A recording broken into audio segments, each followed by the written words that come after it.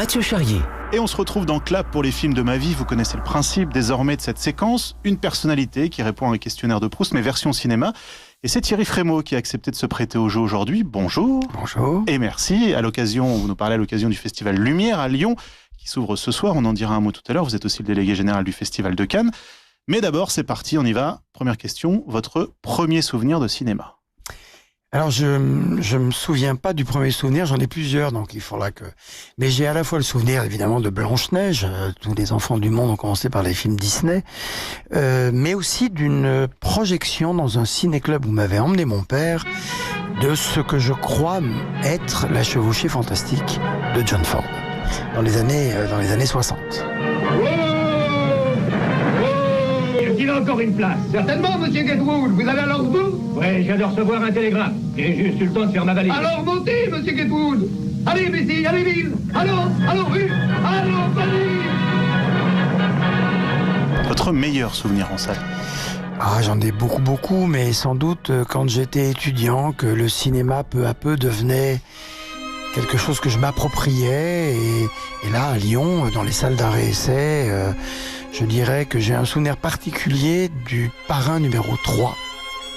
Je me souviens avoir été seul à la projection, et donc j'étais reparti seul dans la rue, comme ça, personne ne me parlait, c'était très bien, j'étais avec le film encore.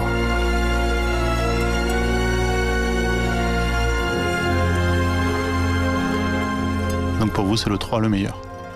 C'est pas le 3 le meilleur, mais on dit toujours que le Parrain a cette particularité que le 2 est meilleur que le premier, ce qui se discute, je suis pas sûr. Mais en tout cas, le 3, qui a longtemps été un film mal aimé, est tout à fait du niveau des deux autres. Votre séance de cinéma la plus dingue? Oh, là, j'en ai eu vraiment beaucoup. Peut-être que, et ça fait un pont avec le centenaire Michel Audiard que nous célébrons à Lyon, avec Jacques Audiard et Stéphane Audiard. C'était une séance en plein air, il y a des années de ça, avec Georges Lautner des Tontons Flingueurs. Et Georges, que je ne connaissais pas, je l'avais invité, il me dit, mais dites-moi pourquoi. Et j'avais dit, parce que je trouve le film formidable, bien écrit évidemment, bien joué, bien mis en scène. Il dit non, parce que moi on m'invite jamais. Comment ça se fait que vous m'invitez? Je dis, vous êtes un metteur en scène, donc ça nous...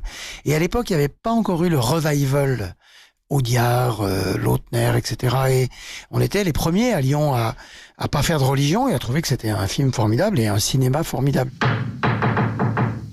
Entrez. Et la séance avait été assez dingue. Venantini était là, et quand au tout début du film, Jacques Duménil met ses mains sous le lit où il y avait sans doute 2 pistolets, et qu'il y a eu un mouvement dans la salle, Georges Lautner m'a dit ils connaissent le film. Dis donc, Théo, tu aurais pu monter tout seul. Je serai bref. Je viens de céder mes parts à Fernand, ici présent. C'est lui qui me succède. Mais tu m'avais promis de m'en parler en premier. Exact, j'aurais pu aussi organiser un référendum. Mais j'ai préféré faire comme ça. Pas d'objection? Moi, j'ai rien d'autre à dire. Le film que vous avez le plus vu, Thierry Frémaux? Oh, c'est peut-être... pourtant, c'est un film très long, un film de 6 heures, qui s'appelle Novecento, 1900. Ça, j'ai vu ça beaucoup. J'ai vu beaucoup Le Parrain, dont je parlais. J'ai vu beaucoup un film de Wim Wenders qui s'appelle Au fil du temps.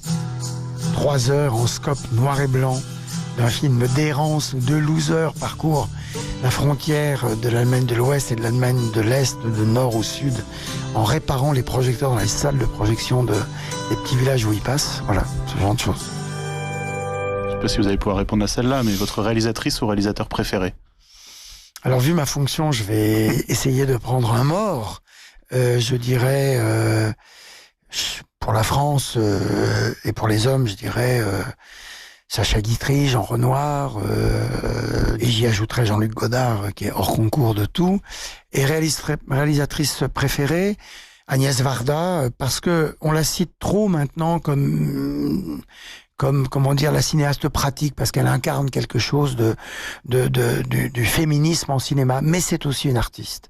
Et son travail, y compris son travail méconnu, y compris certains de ses films qui n'ont pas toujours été aimés à l'époque, son travail de documentariste, la façon qu'elle avait de parler du cinéma.